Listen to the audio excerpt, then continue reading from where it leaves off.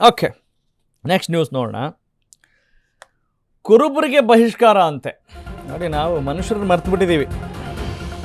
ಕುರುಬರು, ಲಿಂಗಾಯತರು, ಒಕ್ಕಲಿಗರು, ಅಹಿಂದ, ಬಹುಸಂಖ್ಯಾತ, ಇದೇ ವಿಚಾರದಲ್ಲೇ ನಾವು ಚರ್ಚೆ ಮಾಡಬೇಕಾದಂಥ ಒಂದು ಅನಿವಾರ್ಯ ದುಸ್ಥಿತಿಯಲ್ಲಿ ಇವತ್ತಿನ ಸಮಾಜದಲ್ಲಿ ನಾವೆಲ್ಲ ಇದ್ದೀವಿ. ಇದು ವಾಸ್ತವ ಅನ್ನೋದನ್ನು ಗಮನದಲ್ಲಿಟ್ಕೊಂಡು ನಾವು ಈ ಸುದ್ದಿನ ಗಮನಿಸೋಣ.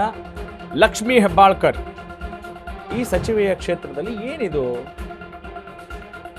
ಅವರ ಕ್ಷೇತ್ರದಲ್ಲೇ ಸಾಮಾಜಿಕ ಬಹಿಷ್ಕಾರ, ಕುರುಬರ ಕುಟುಂಬವೊಂದರ ಮೇಲೆ ಸಾಮಾಜಿಕ ಬಹಿಷ್ಕಾರ ಮಾಡಲಾಗಿದೆ ಅಂತೆ. ಕುರುಬರ ಕುಟುಂಬದ ಜೊತೆ ಮಾತನಾಡಿದರೆ 5,000 ರೂಪಾಯಿ ದಂಡ ಅಂತೆ. ಇದು ಮ್ಯಾಟ್ರು. ಮಾತಾಡಿದ ಬಗ್ಗೆ ಮಾಹಿತಿ ಕೊಟ್ಟರೆ 1,000 ರೂಪಾಯಿ ಬಹುಮಾನ ಅಂತೆ. ಅಬ್ಬಬ್ಬಬ್ಬ. ಬೆಳಗಾವಿಯ ಕೊಂಡಸಕೊಪ್ಪದಲ್ಲಿ ಒಂದು ಅಮಾನವೀಯ ಘಟನೆ ಅಂತಲೇ ಹೇಳ್ಬೋದು. ದೇವಸ್ಥಾನದಲ್ಲಿ ಪೂಜೆ ಮತ್ತು ಪ್ರೀತಿ ವಿಚಾರಕ್ಕೆ ಸಾಮಾಜಿಕ ಬಹಿಷ್ಕಾರ ಎಸಗಲಾಗಿದೆ. ನಮಗೂ ಬದುಕೋಕೆ ಅವಕಾಶ ಕೊಡಿ ಅಂತ ನೊಂದ ಕುಟುಂಬ ಮನವಿ ಮಾಡ್ಕೊಳ್ತಾ ಇದೆ. 5 ವರ್ಷದ ಮಗುವಿನ ಜೊತೆಯೂ ಗ್ರಾಮಸ್ಥರು ಮಾತನಾಡ್ತಾ ಇಲ್ಲ ಅಂತ ಹೇಳಿದರೆ ಇದು ಮಾನವೀಯತೆ ಎಷ್ಟರ ಮಟ್ಟಿಗೆ ಇದೆ? ಆ ಒಂದು ಅಮಾನವೀಯ ವಿಚಾರಕ್ಕೆ ಹಿಡಿದಂಥ ಒಂದು ಕನ್ನಡಿ ಇದು. ಮದುವೆ ಕಾರ್ಯಕ್ರಮಗಳಿಗೂ ಕೂಡ ಆಹ್ವಾನ ಇಲ್ಲ. ಹೀಗಾಗಿ ಆ ಕುಟುಂಬ ಒಂಟಿಯಾಗಿದೆ. ದೃಶ್ಯದಲ್ಲಿ ತೋರಿಸ್ತಾ ಇದ್ದೀವಲ್ಲ, ದೃಶ್ಯದ ಬಲಭಾಗದಲ್ಲಿ ನೀವೇನು ನೋಡ್ತಾ ಇದ್ದೀರಲ್ಲ, ಅದು ಈ ನೋವಿಗೆ ಒಳಗಾದಂಥ ಒಂದು ಕುಟುಂಬ. ತಡರಾತ್ರಿ ಮನೆ ಮೇಲೂ ಕಲ್ಲು ತೂರಾಟ ಮಾಡ್ತಾರಂತೆ, ದುಷ್ಕರ್ಮಿಗಳು ಅಟ್ಟಹಾಸ ಮಾಡ್ತಾ ಇದ್ದಾರಂತೆ. ದೂರು ಕೊಟ್ಟು ಒಂದು 15 ದಿನ ಆದರೂ ಪೊಲೀಸರಿಂದ ಯಾವ ಕ್ರಮ ಇಲ್ಲ. ಹಿರೇಬಾಗೇವಾಡಿ ಪೊಲೀಸರ ವಿರುದ್ಧ ಕುಟುಂಬಸ್ಥರು ತಮ್ಮ ಆಕ್ರೋಶವನ್ನು ವ್ಯಕ್ತಪಡಿಸಿದ್ದಾರೆ. ಭದ್ರತೆ ನೀಡಿ ಅಂತ ನೊಂದ ಕುಟುಂಬ ಮನವಿಯನ್ನು ಸಲ್ಲಿಸ್ತಾ ಇದೆ.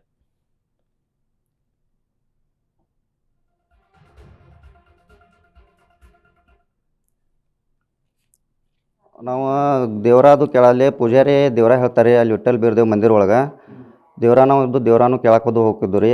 ಆನಂತರ ಅಲ್ಲಿ ನಮ್ಗೆ ಏನು ಅವ್ರು ಹೇಳಿದ್ದು ನಮ್ಗೇನು ಸತ್ಯ ಅನ್ನಿಸ್ಲಿಲ್ಲ ರೀ. ನಮ್ದು ಈಗ 3-4 ತಿಂಗಳ ಹಿಂದೆ ಒಂದು ಮಗು ಒಂದು ಡೆತ್ ಆಯ್ತು ರೀ, ಡೆಲಿವರಿ ಆಗಿ ಗಂಡು ಮಗು ಹುಟ್ಟಿ ಡೆತ್ ಆದ ಬಳಿಕ ನಾವು ಕೇಳಿದ್ವಿ ರೀ.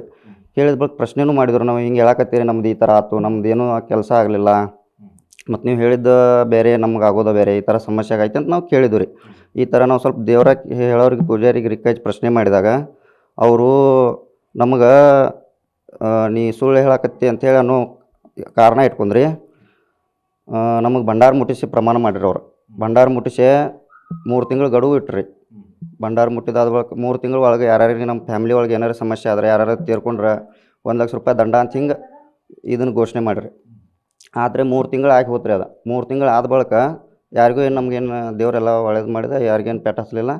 ಆನಂತರ ಅವರು ಈಗ ಇದೇ ತಿಂಗಳ 6/4/2026 ಮೀಟಿಂಗ್ ತೊಗೊಂಡ್ರಿ. ಇವ್ರ ಜೊತೆ ಯಾರೂ ಸಂಪರ್ಕ ಇರಬಾರ್ದು, ಬಳಕೆ ಇರಬಾರ್ದು, ಮತ್ತು ಇವ್ರ ಜೊತೆ ಯಾರಾದರೂ ಮಾತಾಡಿದ್ರೆ 5,000 ರೂಪಾಯಿ ದಂಡ, ನಮ್ಮ ಜೊತೆ ಯಾರಾದರೂ ಮಾತಾಡೋದು ನೋಡಿ ಯಾರಾದರೂ ಅವ್ರಿಗೆ ಮಾಹಿತಿ ಕೊಟ್ರಂದ್ರೆ ಅವ್ರಿಗೆ 1,000 ರೂಪಾಯಿ ಬಹುಮಾನ, ಈ ಥರ ಎಲ್ಲ ಮೀಟಿಂಗ್ ಒಳಗೆ ಇದು ಮಾಡ್ಯಾರಿ. ಅವಾಗಿಂದ ನಮ್ಮ ಜೊತೆ ಯಾರೂ ಮಾತಾಡಕತ್ತೂ ಇಲ್ಲ ರೀ.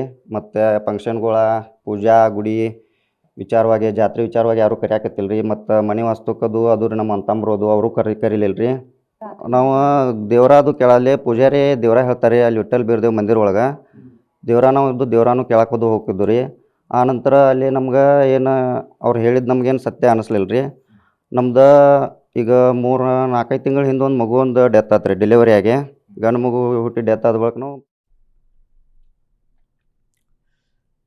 ಓಕೆ, ಇದು ಬರೀ ಆ ಕುಟುಂಬದ ದನಿ ಅಂತ ಅಷ್ಟೇ ಅಲ್ಲ, ಇಂತಹ ಘಟನೆಗಳು ಬೇರೆ ಕಡೆಗಳಲ್ಲೂ ಕೂಡ ನಡೀತಾ ಇರುತ್ತವೆ.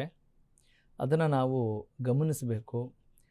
ಮತ್ತೊಬ್ಬರು ಮನುಷ್ಯರು, ನಾವು ಮನುಷ್ಯರು ಅನ್ನೋದನ್ನು ಮರೆತುಬಿಟ್ಟು ನಾವೆಲ್ಲ ಇವತ್ತು ನಡೆದುಕೊಳ್ತಾ ಇದ್ದೀವಿ ಅನ್ನೋದಕ್ಕೆ ಇದೊಂದು ತಾಜಾ ಉದಾಹರಣೆ ಅಷ್ಟೇ. ನೋಡಿ, 2026 ಅಂತೀವಿ, ಆಧುನಿಕ ಯುಗದಲ್ಲಿ ಅಂತ ಹೇಳ್ತೀವಿ. ಒಬ್ಬ ಮನುಷ್ಯನ ಐಡೆಂಟಿಟಿಗೆ, ಅಸ್ತಿತ್ವಕ್ಕೆ ಧಕ್ಕೆ ಯಾಕೆ ಬರುತ್ತೆ ಅಂತ ಹೇಳಿದ್ರೆ ಇಂತಹ ಘಟನೆಗಳಿಂದ ಬರುತ್ತವೆ. ಹಾಗಾದರೆ ಇದಕ್ಕೆ ಯಾರು ಜವಾಬ್ದಾರರು? ಇಂಥ ಘಟನೆಗಳೇ ನಡೀಬಾರ್ದು, ಆ್ಯಕ್ಚುಲಿ ನಡೀಬಾರ್ದು ಅಲ್ವಾ? ಆದರೆ ಯಾಕೆ ನಡೀತಾ ಇದೆ? Who is responsible? ಎಲ್ಲರೂ ರೆಸ್ಪಾನ್ಸಿಬಲ್, ನಾವೆಲ್ಲರೂ ಕೂಡ ರೆಸ್ಪಾನ್ಸಿಬಲ್ ಆಗಿರ್ತೇವೆ. ಹಾಗೆಯೇ ನಾವು ಆಯ್ಕೆ ಮಾಡಿದಂಥ ಪ್ರಜಾಪ್ರತಿನಿಧಿಗಳು ಕೂಡ ಬಹಳ ಗಂಭೀರವಾಗಿ ಪರಿಗಣಿಸಬೇಕು ಅನ್ನೋ ಉದ್ದೇಶದಿಂದ ಈ ಸುದ್ದಿನ ನಾವು ಕ್ಯಾರಿ ಮಾಡ್ತಾ ಇದ್ದೀವಿ.